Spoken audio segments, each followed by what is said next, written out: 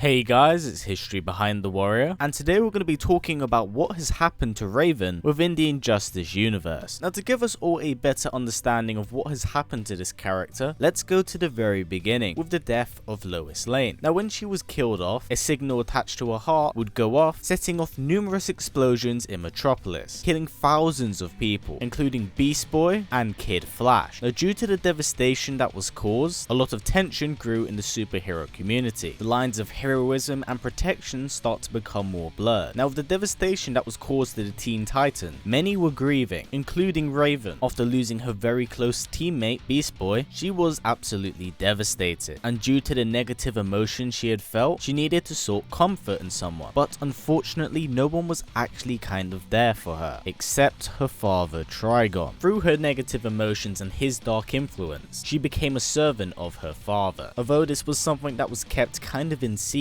up to a later date. Now, for those of you who aren't too familiar with Raven, she's half human and half demon, and is in a constant battle with her demonic side and urges, as she is a daughter of Trigon. Now, for a long amount of time, as she was working alongside the Teen Titans, she has always opposed her father's views, and his desire for conquest to take over this world. So she has most certainly been against her father's wishes for a very long amount of time. So her Injustice 2 counterpart is very different, as she's not only become a servant to her father, but is also a secret agent within the regime. So at some point, when the insurgency and regime battle is over, she's going to summon her father Trigon to completely eradicate any life that's left. Now, for most of the Injustice series, Raven takes quite a backseat role, at least up to year 2. You see, during the climax of the Green Lantern War, many members of the regime were taken hostage by the insurgency. This happened to include Raven. Now, around the time year 3 rolls about, Raven's disappearance is noticed, not only by just the regime,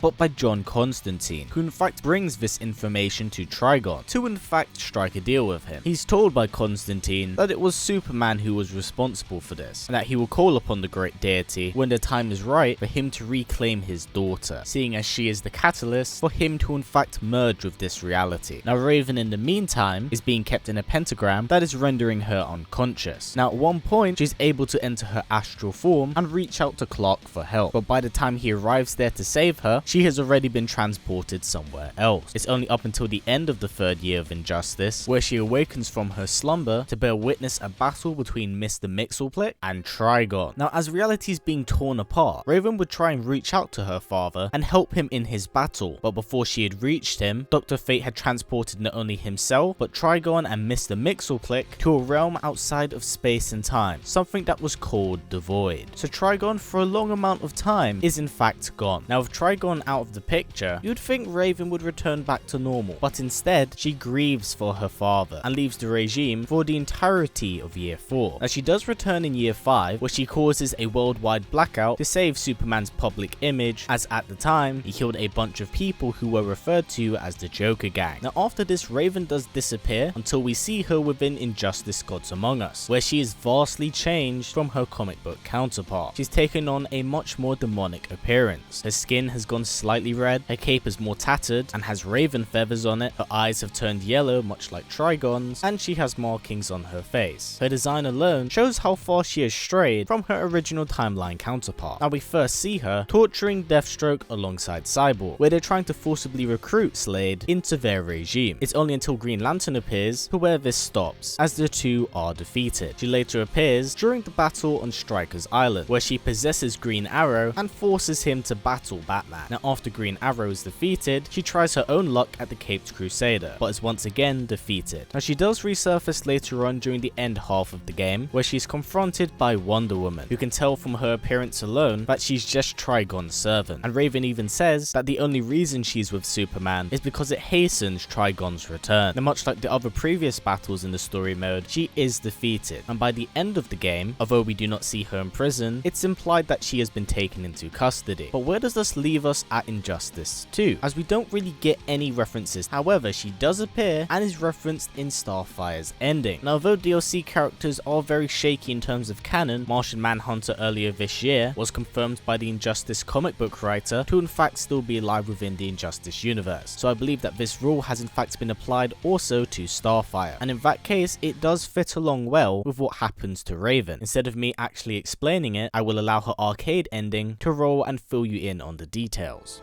Back in the day, this victory would have called for a party at Titan's Tower. The music, the laughter, the mustard with pizza on bottom. But these days, I have no party mates.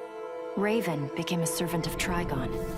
So yeah, this pretty much does confirm here that up to now she's still a servant of Trigon. Whether or not she's in captivity or is in the same realm as Trigon is left up in the air. And seeing as Dr. Fate was released from the Void at the end of Injustice Gods Among Us, what's to say that Mr. Mxyzptlk and Trigon didn't follow the same suit? It would not at all surprise me if she was still under Trigon's farm. But yes, that's kind of it for this video. I hope you've enjoyed this and it's given you a little bit more insight about Raven, as there's a lot of fallout from Injustice Gods Among Us and we don't really know where some of the characters are from the previous game, as many haven't made it into the second game. Now if you did enjoy this, please put down in the comments below who you'd like me to talk about next, as I do want to cover a large majority of the characters who featured in the first game who aren't in the second. Also a heads up, I'll be featuring a lot of Dragon Ball FighterZ gameplay on my channel, as I'm going to an early press event today to in fact get my hands on the game and record you guys some gameplay. So please do keep an eye out for that, and I'll be doing an update video at the end of the week where I'll be talking about some rather serious topics and the direction of this channel from that point onwards, which includes the history of video. Now before this video wraps up guys, if possible, let's try getting this video to about 500 likes. It's a great way of supporting this channel, as YouTube's ad system is completely broken as hell because it keeps demonetizing my videos, so by giving it a thumbs up, it helps out not only this video, but this channel as a whole. Now as always guys, please comment, like, subscribe, and share this video with everyone you know. Please take care and I'll see you all next time.